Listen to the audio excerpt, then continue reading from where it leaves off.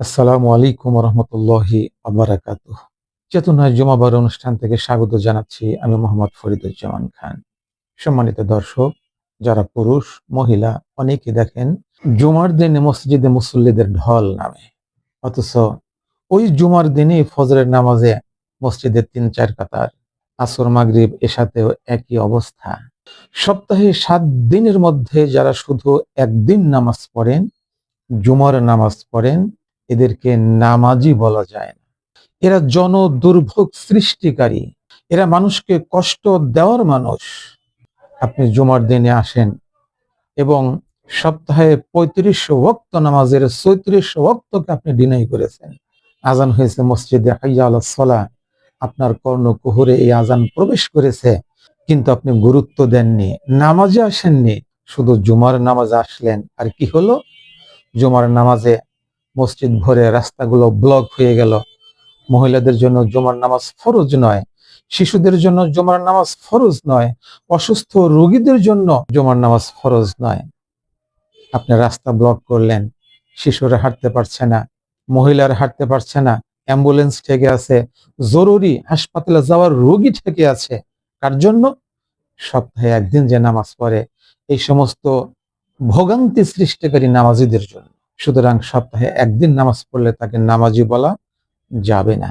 হাসরের ময়দানে সর্বপ্রথম মানুষের যত আমল আছে জীবনের, সব আমলের মধ্যে সর্বপ্রথম জিজ্ঞেস করা হবে নামাজ। ফাইল বের করো, দেখি তোমার নামাজ ঠিক আছে কিনা। আউয়ালু মা ইউহাসিবুন নাস বিহি ইয়াউমাল কিয়ামাতি মিন আমালিহিম ইস-সালাহ। আমাল যত আমল আছে তার মধ্যে সর্বপ্রথম আগে দেখা হবে নামাজের আমল ঠিক আছে নাকি। অনুরূপভাবে মানুষ যখন জান্নাত এবং জাহান্নামে চলে যাবে, জাহান্নামীদের জিজ্ঞেস করা হবে, আল্লাহ পাক কোরআনুল কারিমে বলেছেন, ফি জান্নাতিন ইয়াতাসাআলুনা আনিল মুজরিমিন মা সালাকাকুম ফি সাকর। জান্নাতীরা যখন জাহান্নামীদের জিজ্ঞেস করবে, কোন কোন অপরাধের কারণে আজকে তোমরা জাহান্নামে এসেছো?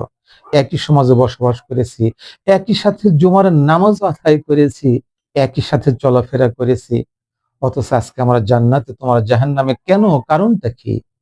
কলু, তারা বলবে, লাম নাকু মিনাল মুসাল্লিন, আমরা মুসল্লি ছিলাম না, আমরা নামাজি ছিলাম না। সুতরাং সপ্তাহে ৩৬ ওয়াক্ত নামাজ ফাঁকি দিয়ে শুধু একদিন মানুষের জনদুর্ভোগ সৃষ্টি করা, মানুষের চলাফেরা কষ্ট দেওয়া, রাস্তা ব্লক করে নামাজ পড়ে আপনি জান্নাতে যেতে পারবেন না।